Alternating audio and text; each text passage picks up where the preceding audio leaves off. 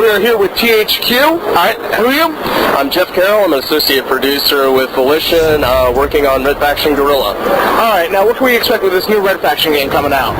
Well, it's the third in the franchise. We've got a large single-player open-world 30-hour campaign combined with a 16-player multiplayer campaign.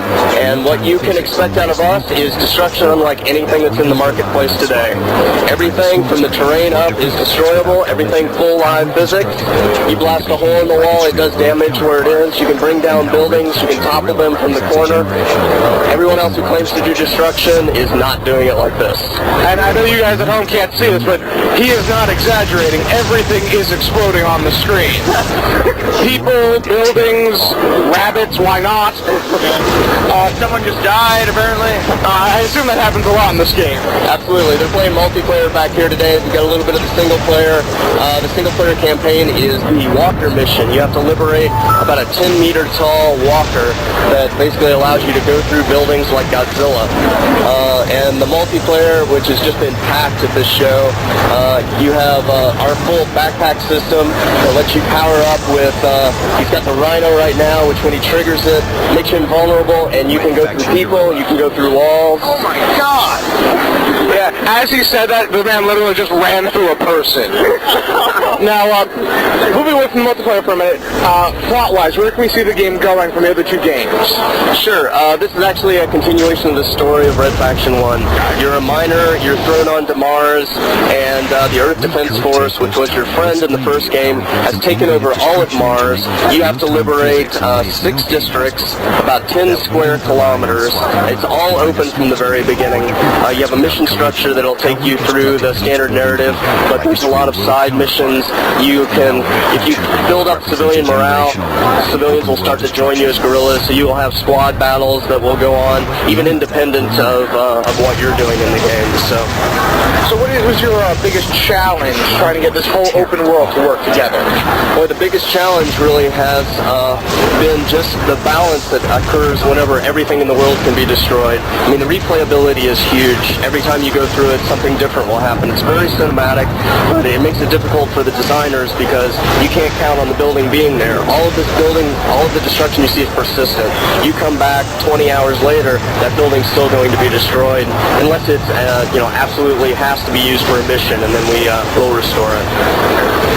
Now, what do you were describing earlier a lot of the weapons. Now, what's your favorite weapon? Like, you think it's just like the most kick-ass, basically? Oh man, the favorite weapon is called the thermobaric rocket, and what it does is it's a 2-stage weapon. You can either trigger it manually so it blows up where you want, or you can let it impact. It lets loose just a mist of fuel, and then the second stage ignites it, and it just blows everything to smithereens. It's the BFG. Oh god. All right, thank you, sir. Thank you very much. What can we expect this game coming out? It comes out June of this year, PS3, Xbox 360, and PC. All right, big wide release. Everyone, you should definitely go and get it. I know you can't see from where we are, but my God, it looks amazing. It does. It looks really, really good. All right, thank you. Thank you.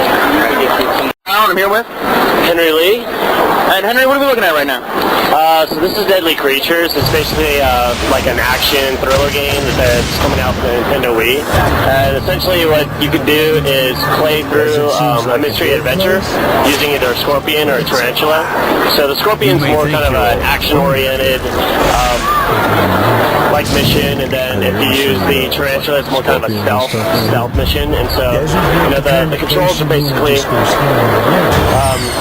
controls for the Nintendo Wii lend itself really well to kind of controlling insects or arthropods, however arachnids, and you can basically go around and use the pointer system to kind of shoot webs and stuff because via the tarantula. And then one of the cool things is it's like the game is made very cinematic, and we've actually have 2 celebrities that are that are in the game. It's Billy Bob Thornton and the other guy from I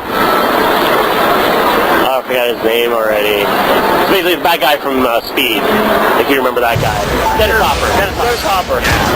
So Desert Top presented. So it's basically a story about these two guys that are looking for gold in the desert, and the story unfolds, and you kind of see it through the perspective of either the scorpion or the tarantula, and it's really cool. I mean, it's different from the regular like Sonic Hedgehogs that you play, you know, where it's like soft furry animals that are like cute. It's more kind of a creepy factor to it, and a lot of people have been really paying a lot of attention to the game, you know, just because how different it is from the Nintendo Wii.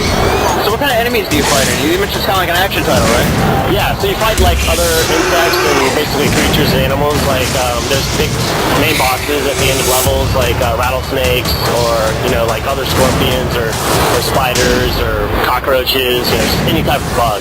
And so you know, there's like special movements. It's very fluid. Like you know, it's like basically you use the analog stick to move the creature around, and then spiders can like crawl up walls upside down. So the perspective is really cool because you kind of see it like you would if you were a bug. Are there any like people in the game, or is it just all insects?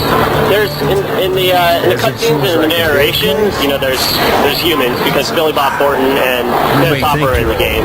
But it's really kind of you see more of it. You see more of the game as you know, like characters as humans, like walking by and stuff. Like you don't play as humans, or you don't really interact with humans. So what made you this kind of third-person kind of storytelling, using the scorpion as opposed to the humans, or building a story around humans being told by really a truly impartial party? Yeah, totally. Well, it's, you know, it's basically because it's in the desert. I think they wanted to kind of show the story in a different way. You know, these guys are going through this like desert with all these deadly creatures, and it's just kind of cooler to see it that way. I think it's just a different way to kind of tell the story.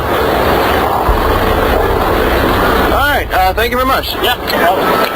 Mad World sucks ass. Now this is going on there. It actually looks amazing. They just won't give us an interview. I understand, it's a big game, but still.